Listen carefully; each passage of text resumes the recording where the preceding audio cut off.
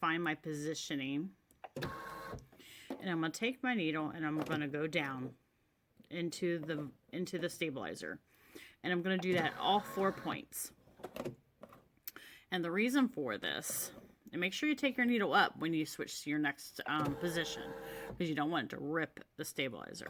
So you're going to go down in it, and again, bring your needle back up, go to the next position, because you want to be able to see where your design ends and starts, and work inside those dots. So let me take it out of the machine, and I'm going to, on the back side of it, I am going to put black Sharpie marks, so that way you can visibly see where the needle went down into the stabilizer. So hold on 1 second, and I will be right back. Okay, so now you can see where the vinyl needs to set outside of those dots. Not on the inside, on the outside. So that way the dots are totally covered up. So now I'm going to take my 505 glue. I'm going to spray down my shiny fabric on the back side and on the front side. And then I'm going to hoop it and run the machine for the embroidery design. That is the easiest way to make this save some time, because you don't want to have to worry about being outside of your design or inside your design and worry about being shortage of vinyl, because it costs a lot. We want to save our money. We want to stay, you know, where we're making more money on our projects instead of losing. So this is a little trick that I have learned over the course of being in embroidery. So I'm wanting to share it with you guys.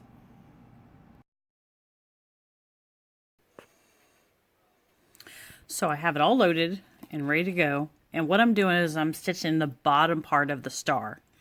So let me get busy on that and let's start it. Let's slow this machine down just a little bit, because I believe it's just a little too fast. Let's cut my tail. And let's start this back up.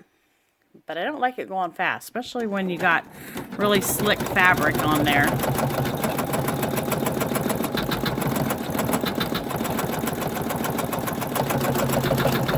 It's really hard to see,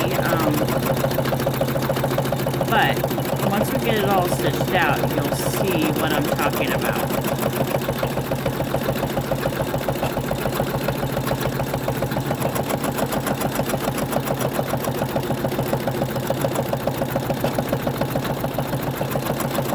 Don't that look amazing? Now it's going to do the next stitch. It's just going to double it up to make it thicker, so that way it'll hold together very well.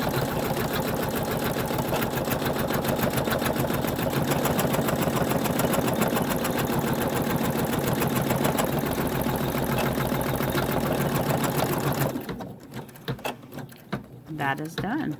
That's step 1. It's actually really hard to see. I used white thread so that way it wouldn't show up, but that's the back. This is the front. This is our new design for 2019. It's going to be a 3D star. So this is the first part of that step. Now let's do the top part. So I will be back shortly.